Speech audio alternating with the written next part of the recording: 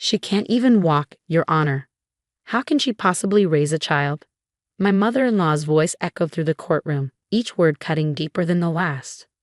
Look at her, bound to that wheelchair. My granddaughter deserves better. I sat there, my hands gripping my wheelchair's armrests so tightly my knuckles turned white. Beside me, my husband Thomas squeezed my shoulder, his touch grounding me as Margaret, his mother, continued her theatrical performance. My name is Olivia Chen Martinez, and at 32, I found myself fighting to keep custody of my own daughter because my mother-in-law decided my disability made me an unfit mother. Mrs. Martinez, the judge interrupted, her voice sharp. Are you suggesting that people with disabilities are incapable of parenting? Margaret straightened her designer blazer, her perfectly manicured hand gesturing dramatically toward me. I'm saying my 8-year-old granddaughter needs someone who can keep up with her. Emma's a talented athlete. She needs guidance, physical support. How can someone who can't even stand provide that? I thought about Emma, our brilliant daughter, probably sitting in the hallway with my sister, trying to understand why her grandmother was trying to take her away from me, the same grandmother who'd been undermining my parenting since the day Emma was born. Your Honor, my lawyer started, but I touched her arm, signaling I wanted to speak. May I address the court? I asked, my voice steadier than I felt. The judge nodded, and I wheeled myself forward. Years of navigating both physical and social barriers had taught me when to fight and how to do it effectively. This was one of those moments. I've been in this wheelchair since I was 16. I began meeting Margaret's cold stare. A car accident took my ability to walk, but it gave me something else. Determination.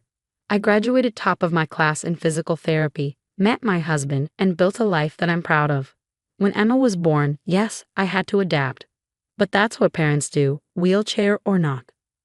I pulled out my phone, pulling up a video I'd been saving for this moment. This is from last weekend's swim meet, I said, holding it up. The screen showed Emma diving into the pool, her strokes powerful and precise. I might not be able to swim with her, but I've never missed a practice. I'm the one who drives her to training at 5 a.m., the one who helps her with her technique from the poolside. The video switched to Emma climbing out of the pool, rushing to where I sat in my wheelchair. Mom, did you see? I beat my personal best. Her joy was contagious, her wet arms thrown around me without hesitation. The thing about being a parent with a disability, I continued, my voice growing stronger, is that you learn to focus on what you can do, not what you can't.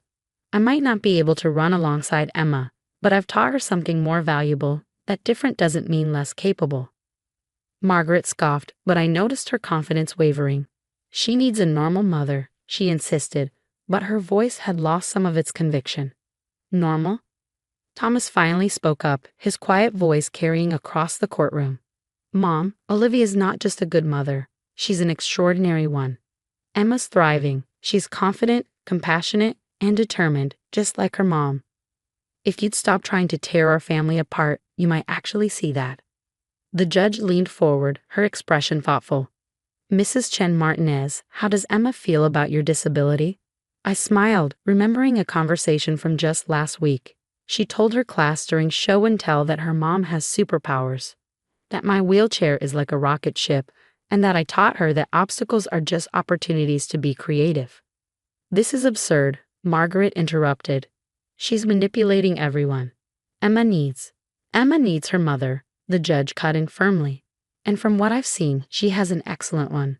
She turned to address Margaret directly. Mrs. Martinez, your petition for custody is denied. Furthermore, I'm ordering you to attend sensitivity training regarding disabilities and family dynamics. The relief that flooded through me was overwhelming.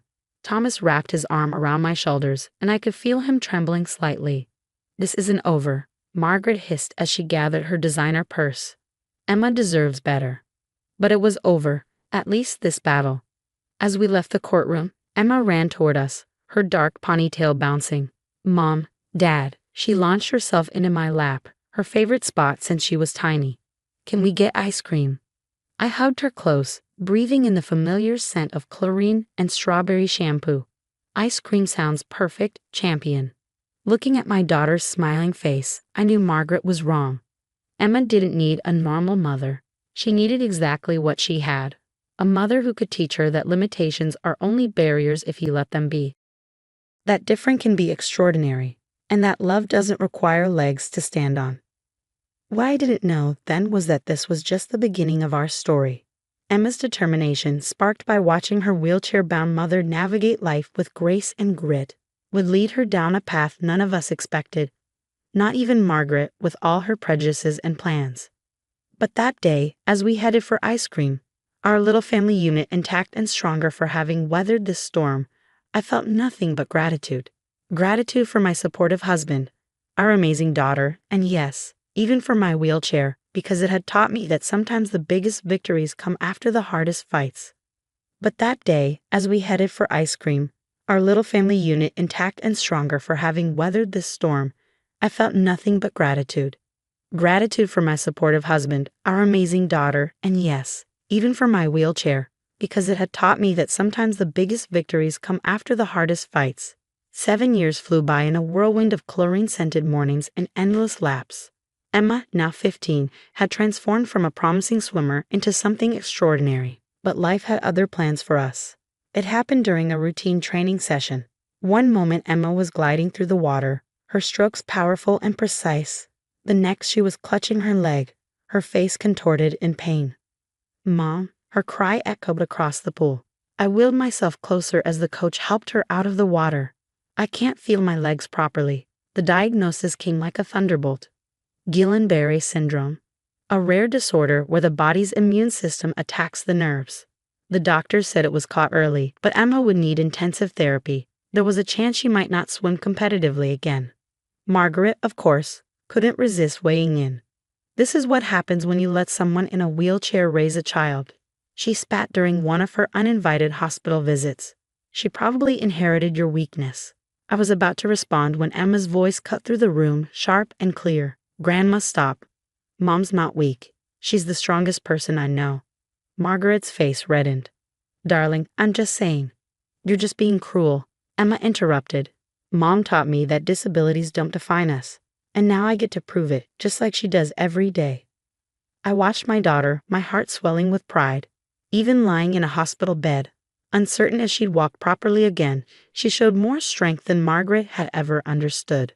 The next few months were a battle of determination versus despair. Emma approached her physical therapy with the same intensity she'd given to swimming. I recognized the fire in her eyes. It was the same one I'd had after my accident. "Mom," she said one evening during a particularly tough session, "I want to try something different."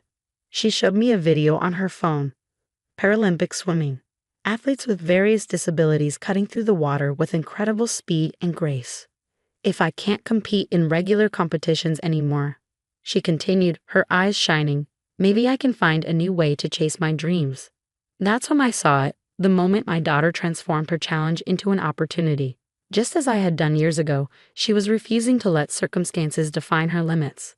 The journey wasn't easy. Some days, Emma could barely stand. Other days, she pushed too hard and ended up in tears of frustration. But she never quit. "You know what's funny, Mom?" she said during one of our late-night talks. "All those years watching you navigate the world from your wheelchair, you were actually teaching me how to adapt, how to find different ways to achieve my goals." Thomas supported us completely, attending every therapy session he could. Even some of Margaret's flying monkeys, her equally judgmental friends, had to admit that our family unit was stronger than ever. 1 year after her diagnosis, Emma entered her first Paralympic qualifying event.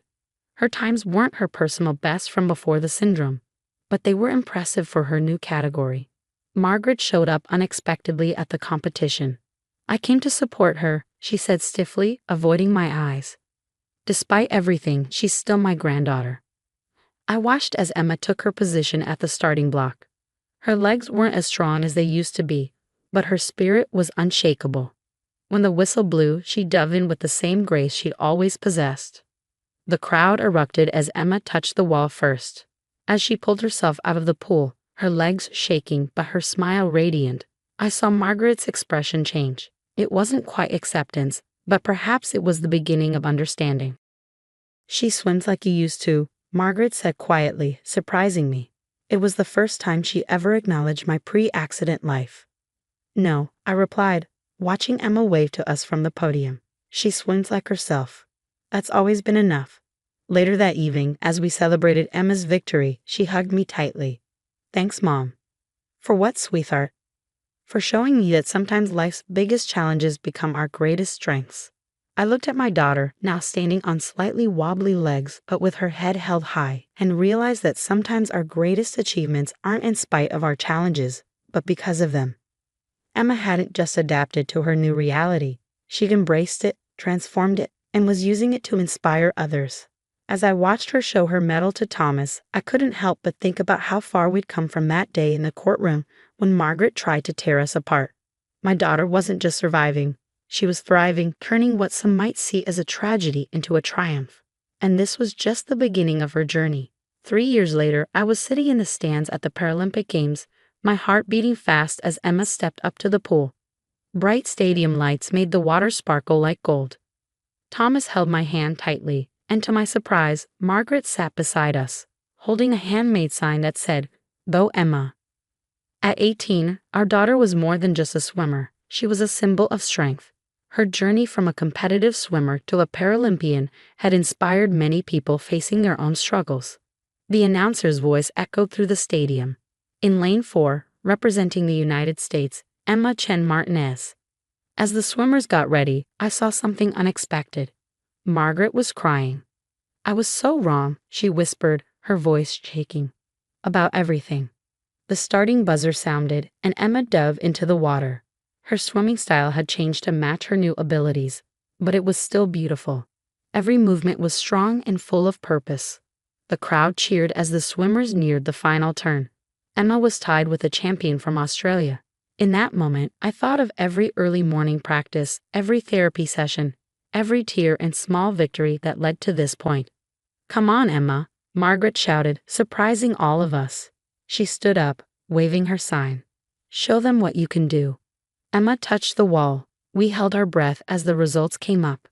CHN Martinez, first. NUPARALYMPICRETR. Thomas jumped up and lifted me from my wheelchair in joy, spinning me around. Even Margaret was cheering and hugging everyone. After the medal ceremony, Emma came over, her gold medal shining. She hugged each of us, then stopped in front of Margaret. "Grandma," she said gently, "this medal isn't just about swimming. It's about learning that different doesn't mean less. Mom taught me that. Now I want to teach others."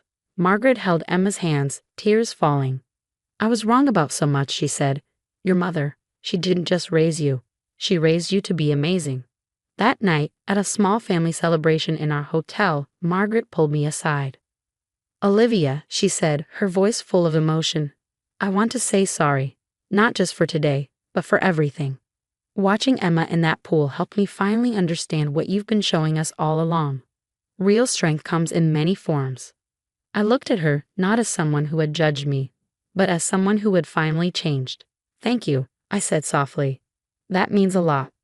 Emma's win didn't just change our family. She started speaking at schools, telling her story of hope and strength. At every event, she talked about where it all began, with a mother in a wheelchair who showed her that challenges could be overcome in new ways. One afternoon, about a month later, Emma came home and saw Margaret helping me make dinner, something we never imagined years ago.